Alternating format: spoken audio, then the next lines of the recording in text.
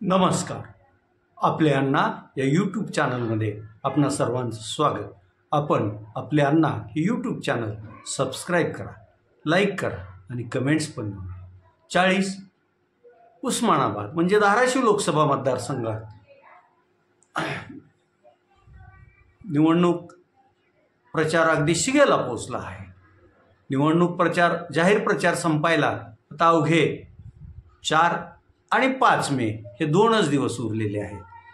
4 मेला महाविकास आघाडीचे उमेदवार शिवसेना उद्धव बाळासाहेब ठाकरे पक्षाचे विद्यमान खासदार ओमप्रकाश राजेनिंबाळकर यांच्या प्रचारासाठी ही निवड 2024ची निवडणूक जाहीर होण्याच्या पूर्वी आणि आत्तापर्यंत ही 5वी सभा उद्या धाराशिव येथील मल्टीपर्पज कन्या प्रशालेच्या मैदानावर होणार आहे.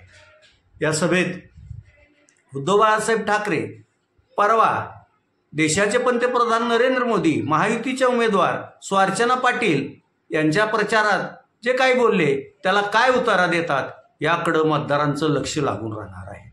काल पंतप्रधान नरेंद्र मोदी यांनी सर्व म्हणण्यापेक्षा काही ठराविक मराठी भाषिक चॅनल्स वृत्तवाहिन्यांना मुलाखत दिली आणि ही मुलाखत महाराष्ट्रासाठीच का खास द्यावी लागली याचाही आता महाराष्ट्रातील ज्या उर्वरित 35 लोकसभा मतदारसंघात येथून पुढे मतदान होणार आहे त्या मतदारसंघातील मतदार निश्चितच त्यावर विचार करतील आणि मग अबकी बार तडीपार याचा निर्णय घेतील हे निश्चित. इकडं मराठा आरक्षण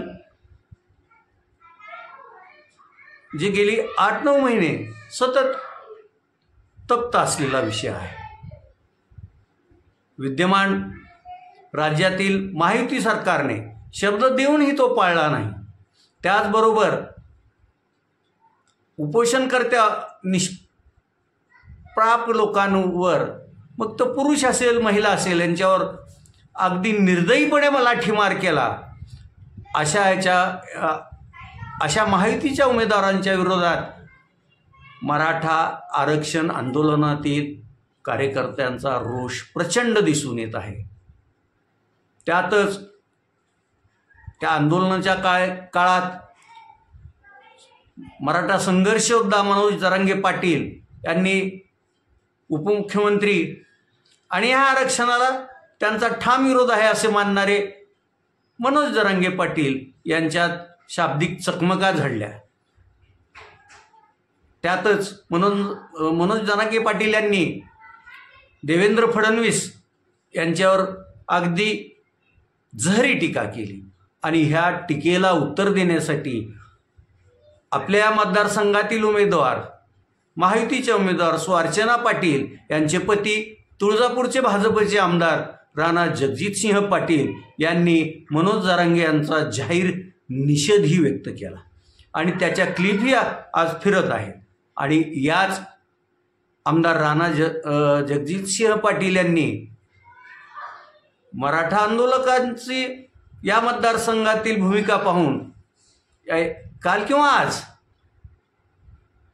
मनोज जरांगे पाटील यांची भेट घेतली, त्यांचा सत्कार केला आणि कदाचित माफी मागितली असेल.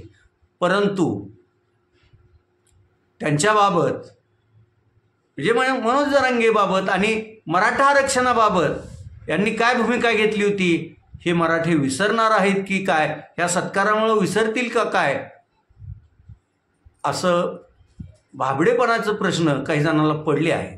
पण तसं काही होईल असं एकंदरीत वाटत नाही. कारण ओबीसी प्रवर्गातून मराठ्यांना आरक्षण देण्यासाठी खास विरोध केला तो देवेंद्र फडणवीस यांनीच, असा संघर्ष योद्धा मनोज जरांगे पाटील यांचा ठोक आणि सरळ आरोप आहे आणि तो सर्वत्र ते करत असतात. मात्र मनोज जरांगे पाटील यांच्या आरोपाला किंवा त्या आक्षेपाला ना देवेंद्र फडणवीस आजपर्यंत योग्य उत्तर देऊ शकलेले नाहीत किंवा त्यांचे जे काही समर्थक असतील त्यांनाही उत्तर देता आलेलं नाही. त्यामुळं मग ही भेट सदिच्छेतच राहते की या भेटीत जे काही प्रेमरूपी सदिच्छा तुळजापूरच्या आमदारांनी दिल्या त्याच्यामुळं काही बदल घडतो हेही आपल्याला 7 मेच्या मतदानातून दिसेल आणि त्याचा काय परिणाम झाला याचं उत्तर आपल्याला 4 जूनला मिळेल हे नक्की. इकडे महायुतीच्या उमेदवार अर्चना पाटील यांच्या प्रचारार्थ बार्शीचे आमदार राजेंद्र राऊत, तुळजापूरचे आमदार राणा जगजितसिंह पाटील, उमरगा लोहारेचे आमदार ज्ञानराज चौगुले, औशाचे आमदार अभिमन्यू पवार आणि त्याचबरोबर विधान परिषदेतील शिक्षक मतदारसंघाचे आमदार विक्रम वसंतराव काळे आणि पदवीधर मतदारसंघाचे आमदार सच म्हणजे सतीश चव्हाण हे जोर लावत आहेत, प्रचार करत आहेत आणि मतदारांसमोर विविध प्रलोभन पण ठेवत आहेत. आता यांच्या प्रयत्नांना यश मिळेल की नाही हे काळच ठरवणार आहे. तर इकडे महाविकास आघाडीकडून शिवसेना उद्धव बाळासाहेब ठाकरे पक्षाचे उमेदवार विद्यमान खासदार ओमप्रकाशराजे निंबाळकर यांच्या प्रचारार्थ कळंब धाराशिवचे आमदार आणि धाराशिवचे शिवसेना जिल्हा प्रमुख कैलास बाळासाहेब घाडगे पाटील, भूम परंडा वाशीचे माजी आमदार ज्ञानेश्वर तात्या पाटील, राष्ट्रवादीचे माजी आमदार राहुल मोटे, इकडं औशाचे माजी आमदार दिनकर माने आणि तुळजापुरातून माजी आमदारांचे पुत्र माजी आमदार माणिकराव खपले यांचे पुत्र, त्यांचे नातू, तर उमरगा लोहाऱ्यात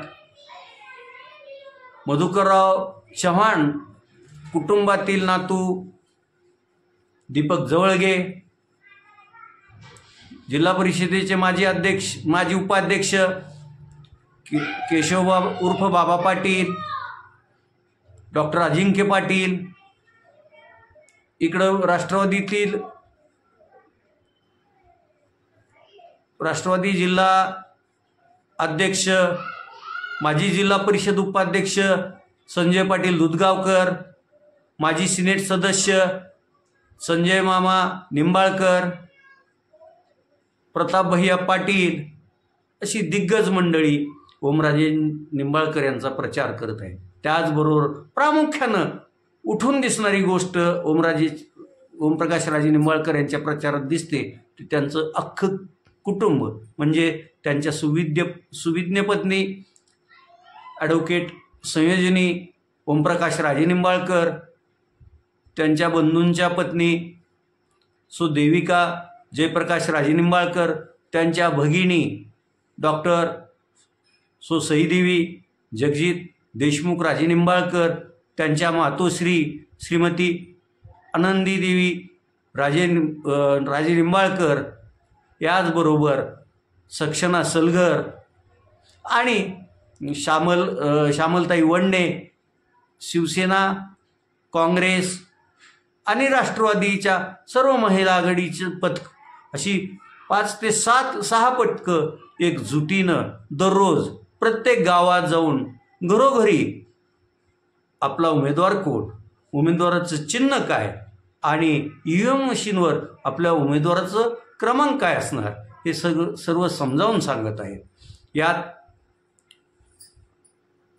कळंब धाराशिवचे आमदार कैलास घाडगे पाटील यांच्या सुविद्य पत्नी शुभांगीताई ह्याही कसोशीनं गेली 15 दिवस प्रयत्न करत आहेत. त्यामुळं इकडं महायुतीच्या उमेदवार महिला आहेत. सो अर्चना पाटील यांचं जे स्त्री संघटन आहे तेही प्रचार धडाक्यात करत आहे. त्यामुळं अगदी काटेकी लढत सुरू आहे.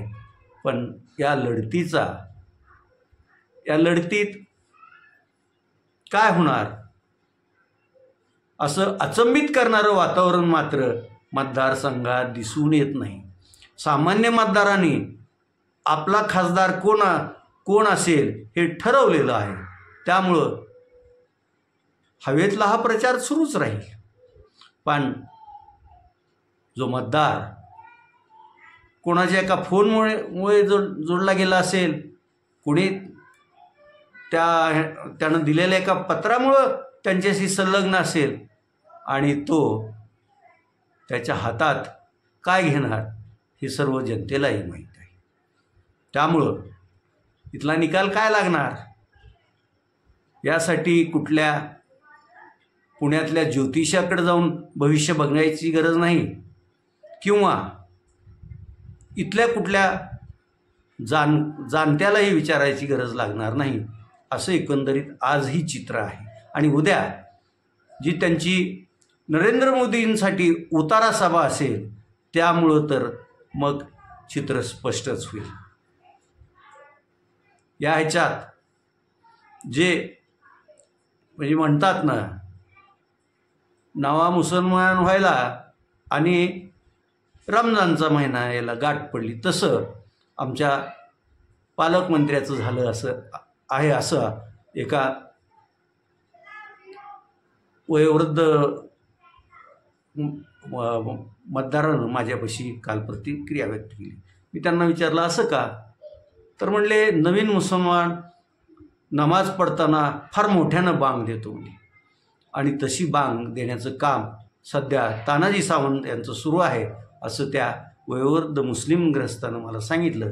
त्यामुळे मलाही थोडं पटलं. पण तानाजी सावंत यांचं पण काम आहे त्यांच्या महायुतीच्या उमेदवाराचा प्रचार करणं. त्यामुळं त्यांनी काय आरोप करावे पुढचा उमेदवार कसा योग्य नाही हेही सांगावं, यात कुणाचंच दुमत असायचं काही कारण नाही. परंतु त्यांनी जे आरोप केले त्याला ज्यावेळेस त्यांनी ज्यांच्यावर आरोप केले त्यांनी परत उत्तर दिल्यावर त्याला उत्तर द्यायचीही त्यांनी तयारी ठेवली पाहिजे. आणि ती सर्व माध्यमांपुढं आणि मतदारांसमोर पण येणं गरजेचं आहे असं मला वाटतं. आज तुर्तास एवढंच. धन्यवाद.